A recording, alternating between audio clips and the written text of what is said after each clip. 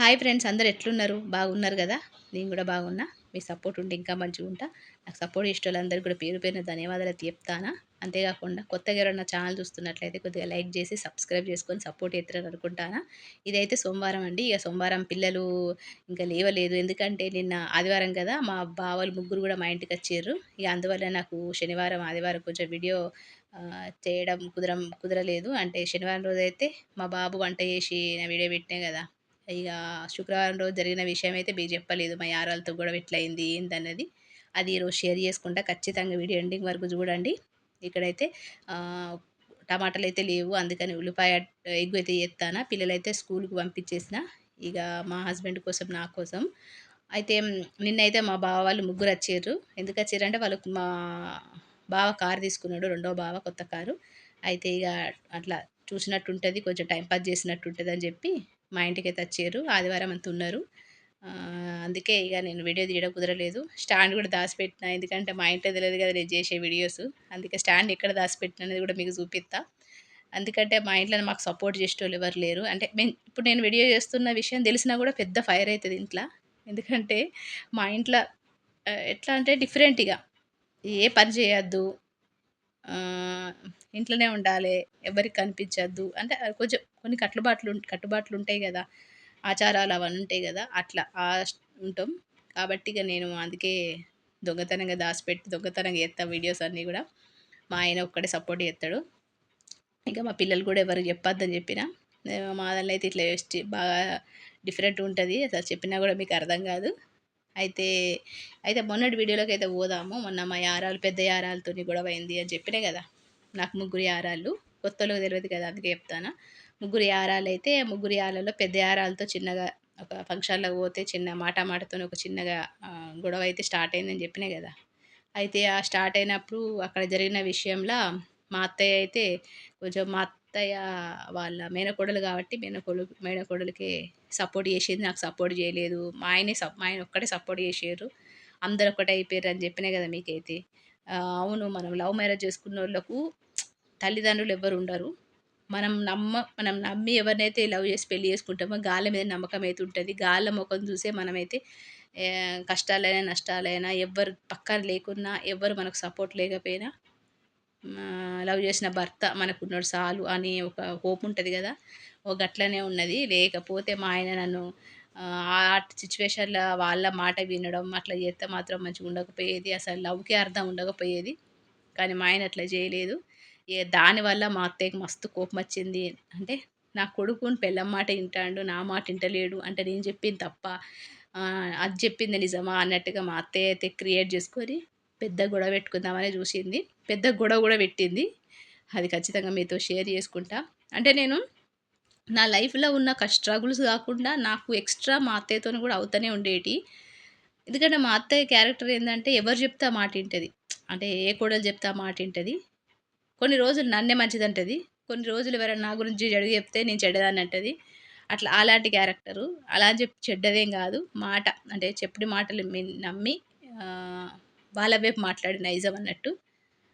అట్లా వాళ్ళ పెద్ద కోడలు అంటే వాళ్ళ మేనకోడలే గాబట్టి ఆమె చెప్పిందే నిజం అనుకోని ఇగ నన్నైతే అట్లా అనుకున్నది.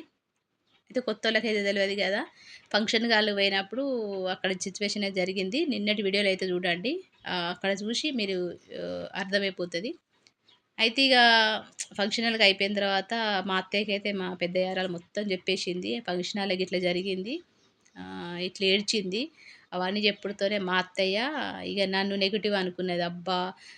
అని చెప్పి చెప్పింది. మా పెద్ద యారాలు మొత్తం చెప్పినా గూడా ఏం తెలియనట్టొచ్చి ఇంట్లున్నది.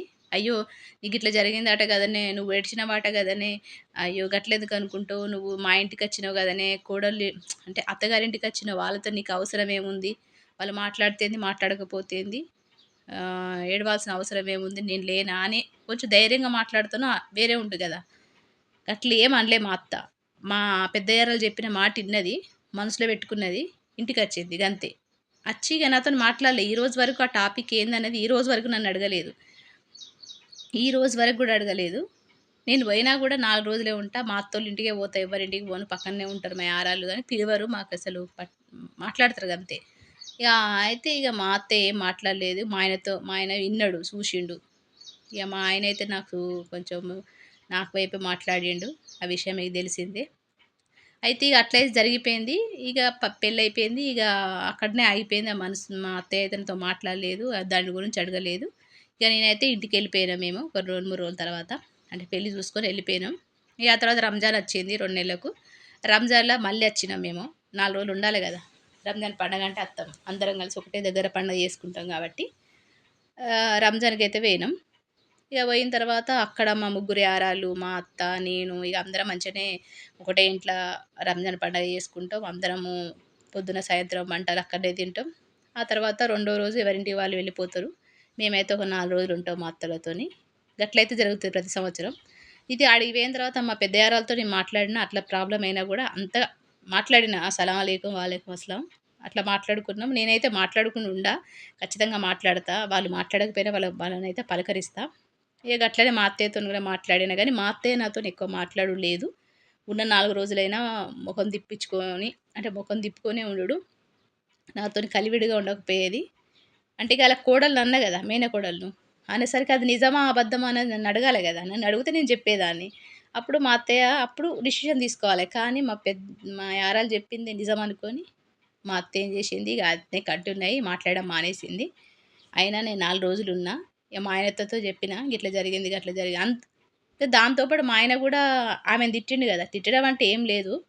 ఎట్లా అంటే, "ఏందే ఎప్పుడు మేము ఎప్పుడొచ్చినా దాని ఆరోగ్యం బాలేదు. దానికి ఆరోగ్యం ఎట్లుందో, ఏందో అడగరు గానీ, ఇంటికత్తే ఒక 4 రోజులు ఉండిపోతానే అత్తది.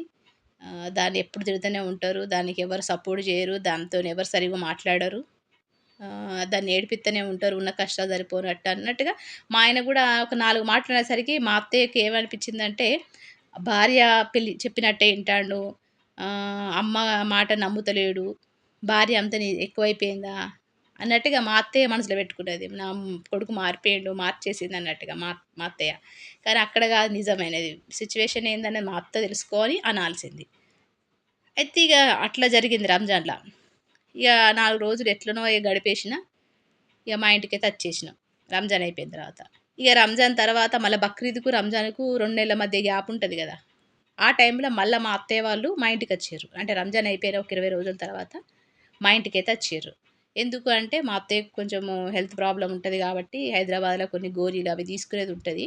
6 నెలలకు ఒకసారి అయితే చూయించుకోవాలి, చెకప్ చేసుకోవాలని జెప్పి మా ఇంటికైతే వచ్చినప్పుడు నేనైతే మనసులో ఏం పెట్టుకోలేదు గానీ, నేను మంచిగానే చూసుకున్నా గానీ, మా అత్తయ్య మనసులో ఇప్పుడు మన మనసులో ఏదైనా ఒకరి మీద చెడు ఆలోచన ఉంటే, మనం ఎంత మంచిగా చేసినా గూడా వాళ్ళకు ఆ చెడు ఆలోచన మనం జేసింది తప్పే అనిపిత్తది. ఇప్పుడు ఒకరికి మీకు అర్థమైందో లేదో నేను చెప్పింది. ఇప్పుడు ఒకరంటే ఇష్టం లేదండి. ఇష్టం లేకపోతే మనం ఎంత మంచిగా చూసుకున్నా గూడా, ఏం మాట్లాడినా గూడా అది వాళ్ళకైతే తప్పు అని అనిపిస్తది గదా! గట్లయిపోయింది నా పరిస్థితి. అయితే వాళ్ళ మేనకోడళ్ళన్న, మా ఆయన గూడా నా వైపు మాట్లాడింది. అవన్నీ గూడా మనసులో పెట్టుకున్నది. మా ఇంటికైతే వచ్చింది. నేను 2, 3 రోజులు మా ఇంట్లోనే ఉండే. ఇగ నేనేమన్నా కొంచెం లేట్‌గా అన్నం పెట్టినా లేదా మా పిల్లలు ఇంకేదన్నా మాట జోక్‌గా అన్నా గూడా అవన్నీ గూడా నెగెటివ్ తీసుకొని హ్మ్. ఉండడం. అట్లా ఉన్నది ఒక 4 రోజులు. అంటే ఆమె అవసరం కోసమే ఉన్నదనుకోండి. మమ్మల్ని చూడడం కోసం ఏం రాలేదు. అట్లా 4 రోజులైతే ఉండే. ఉన్న తర్వాత ఇగ 4 రోజుల తర్వాత ఎళ్ళిపోయింది. మా మామయ్య, మా అత్తయ్య అయితే హాస్పిటల్‌లో చూయించుకున్నారు. ఎళ్ళిపోయారు ఒక 4 డేస్ ఉండి. ఆ తర్వాత మళ్ళా బక్రీద్ వచ్చింది ఒక 20 రోజులకే.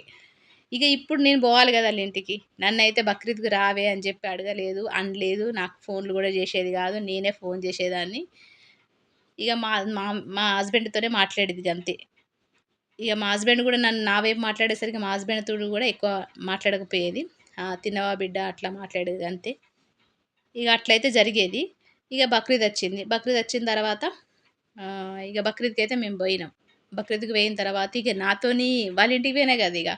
ఇగ వాళ్ళ ఇంటికి పోయిన తర్వాత ఆమె పెత్తనం చూపించడం మొదలుపెట్టింది. ఇగ సరిగ్గా నాతో మాట్లాడకపోవడం. ఇంక బిల్కుల్ మాట్లాడక మానేసిందిగ. ఇగ నన్ను తిన్నవా? పన్నవా? అని అడుగుడు గూడా మానేసింది. ఇంకెందుకంటే మా ఇంటికొచ్చినప్పుడు నేను బాగా చూసుకోలేదన్న విషయంలో ఆ మనసులో పెట్టుకున్నది గదా! నేను జూసుకున్నా. కానీ ఆమె మనసులో నేను జూసుకోలేదన్న కోపంలోనే ఉన్నది. ఎందుకంటే నాతో సరిగ్గా మాట్లాడేది గాదు. ఇగ అట్లా ఆమె మనసులో పెట్టుకున్నది. ఇగ ఆళ్ళ ఇంటికి పోయిన తర్వాత నాతోని అస్సలు మాట్లాడడం మానేసింది. బక్రీద్ అయితే మా యారాళ్ళు మేమందరం మంచిగా జరుపుకున్నాం గానీ, బక్రీద్ పండుగ రోజే అంటే పొద్దున బక్రీద్ అయింది. సాయంత్రం రోజు గాదు. బక్రీద్ అయిపోయిన 2 రోజులకు. 2 రోజులకు నాకు అప్పటికే నేను ఫిజియోథెరపీ చేయించుకుంటానా. ఈ రైట్‌కు చిక్స్‌కు పెయిన్ ఉందని చెప్పి మిషన్ మీద పడుకోబెడితే, ఆ మిషన్ వైబ్రేషన్ వల్ల నాకు విజ్డమ్ దామ్‌తో ప్రాబ్లమ్ అయింది. ఇక అక్కడ 2 రోజులు బానే ఉన్నా గానీ, మూడో రోజు నాకు పంటి నొప్పి కూడా స్టార్ట్ అయిపోయింది. విజ్డమ్ దామ్‌తి నొప్పి. ఇక ఆ నొప్పి గూడా మస్తు భరించలేకపోయాను. ఆ రోజు నుంచి ఇంకెక్కువ స్టార్ట్ అయిపోయింది. రాత్రంతా పండుకోలేదు. ఇగ మా యారాళ్ళైతే పండగ చూసుకొని వాళ్ళెళ్ళిపోయారు. మేమింక ఎక్స్‌ట్రా ఒక 2, 3 రోజులున్నాం. అంత ఆ నొప్పి గూడా డేంజర్ ఉండే నాకు. ఎట్లుండే అంటే ఇగ అసలు తట్టుకోలేదు. నా లైఫ్‌లో నేను తట్టుకోలేనంత నొప్పొచ్చింది. నేను పొద్దున 4 గంటలకు లేసి ఇగ పంటి నొస్తాంది, పంటి నొప్పి లేస్తుందని బాగా ఏడ్చుకుంటూ కూర్చుంటే, చూసి గూడా నన్ను పంటి నొప్పా ఏందే ఎందుకెడతావు అని గూడా అడగలేదు మా అత్తయ్య. మా మామయ్య చూసి "ఏందే పంటి నొప్పా" అనే "అయ్యో! గోళీలు తేవన్నా" అని చెప్పి మా మామయ్య అడిగిండు గానీ, మా అత్తయ్య నన్ను చూసి కూడా అడగలేదు. అట్లా మారిపోయిందన్నట్టు. ఎట్లా మారిపోయిందంటే, మనుషులు ఏడ్చినా గూడా పట్టించుకోకుండా అయిపోయింది. గట్లా మారిపోయింది మా అత్తయ్య చెప్పుడు మాటల వల్ల. అయితే ఇగ నేనైతే ఇగ అట్లా 2 రోజులైతున్నా. ఇగ ఉన్న తర్వాత ఉన్నా. ఇగ తర్వాత రోజు ఇగ నాకు వశపడతలేదు. ఉండబుద్ధి అయితలేదు ఇగ నాకు. ఇగ నాకు నొప్పి ఎక్కువైపోతాంది. నాకు ఉండబుద్ధి అయితలేదు. నాతో మాట్లాడనప్పుడు మనం ఎట్లుంటాం? ఇప్పుడు మనం ఒకరింటికి పోయినాం. ఒకరింటికి పోయినప్పుడు వాళ్ళు మాట్లాడితేనే కదా మాట్లాడితేనే కదా ఉండబుద్ధి అయితది. అప్పటికి ఇగ నాతోని మాట్లాడడం మానేసింది. ఇగ ఇటు నుంచి మా పెద్ద యారాలు సరిగ్గా మాట్లాడడం మానేసింది. ఇగ మా రెండో యారైతే మాకు దూరంగుంటది. మూడో యారాలు మీదుంటది గానీ ఆమె రానే రాదు మాట్లాడదు సరిగ్గా. ఇగ నాకెవ్వరు మాట్లాడకపోయేసరికి ఇప్పుడు నేనైతే గట్టిగా మా ఆయననైతే అనలేను గదా! మీ అమ్మ మాట్లాడతలేదు. దాని గురించి ఇట్లా మారిందని గిట్లయితే నేను అనలేను గదా! అనలేదు. ఇగ మనసులో అయితే పెట్టుకున్నా. నాకప్పటికే దాంతి నొప్పి బాగుండే పంటి నొప్పి. ఇగ నేను సప్పుడేకనే ఉన్నా. ఎక్కువ మాట్లాడలేదు. ఏం మాట్లాడితే ఎక్కడ గొడవ అయితదో అని సప్పుడేకున్నా. ఇక మా హస్బెండ్‌తోని ఇగ నేను బెడ్‌రూమ్‌ల వండుకున్నా. నాకు హెల్త్ బాలేదని జెప్పి బెడ్‌రూమ్‌లో వండుకుంటే, ఇగ మా ఆయనతోని మొత్తం జరిగిన స్టోరీ చెప్పింది. ఏం స్టోరీ అంటే, మా ఇంటికొచ్చింది గదా! మా ఇంటికొచ్చినప్పుడు నేను చూసుకోలేదని, పిల్లలు నవ్వుకుంటనే మాటలు గూడా ఆమె వేరేలాగా కల్పిచ్చి చెప్పింది. నేను చూసుకోలేదని జెప్పి కల్పిచ్చి చెప్పింది. ఎటు జేసి నన్ను తిట్టిపియాలె, నన్ను తిట్టాలె మా ఆయన, నన్ను గొట్టాలె. మా ఇద్దరికి గొడవ గావాలె అని మనసులో పెట్టుకున్నది. ఎంత చేసినా మా ఆయనైతే నన్ను తిడతలేడు, కొడతలేడు, మాటలంటలేడు. మా ఆయనకు అట్లా నాకు వైపున్నాడు. అంటే నేనేందన్న విషయం మా ఆయనకు తెలుసు గదా! వాళ్ళ అమ్మ ఏందన్న విషయం గూడా మా ఆయనకు తెలుసు గదా! ఇగ మా అత్తయ్య అయితే అట్టి చెప్పుకుంటూ కూసుంటాంది నేను పండుకున్నప్పుడు దొంగచాటుగా. అంటే నా ముందు చెప్తే అయిపోయేది గదా! మా ఆయనకి చెప్పుకుంటూ కూసుంటది. అయితే ఇగ నాకు చెప్పింది చూసిర్రు గదా! ఇక్కడనే అయితే మా బావలకు భయానికి అట్లా దాచిపెడతా. మా అత్తలొచ్చినా, ఎవరొచ్చినా గూడా. ఎందుకంటే ఏదున్నా గూడా మేము దొంగతనంగా జేయాల్సిందే. చూత్తారు గదా! ఇక్కడైతే ఇగ మా బావ వాళ్ళు బయట తింటారని జెప్పి మా ఆయనైతే పార్సెల్ తీసుకొచ్చిండు. అసలు ఈ వీడియో చిన్నగుందని జెప్పి ఈ వీడియోలో అయితే నేను షేర్ చేసుకుంటలేను. అసలు నేను లేనప్పుడు మా ఆయనకు చెప్పడం కరెక్ట్ గాదా? కరెక్టా? ఒకవేళ కరెక్టే అయితే కామెంట్ సెక్షన్‌లో తెలియజేయండి. నేనైతే కరెక్టే అని చెప్తాను. కరెక్ట్ కాదని కూడా చెప్తాను. 2 విధాలుగా చెప్తాను. ఎందుకు కరెక్ట్, ఎందుకు కరెక్ట్ కాదనేది రేపటి వీడియోలో మాత్రం మీకు షేర్ చేసుకుంటా. అయితే అసలు మా ఆయన నాకు సపోర్ట్ ఎట్లా చేసిండు, మా ఆయన ఏమన్నాడు, మా అత్తయ్య అట్లా చెప్తే అనేది రేపటి వీడియోలో షేర్ చేసుకుంటా. ఉంటా మరి.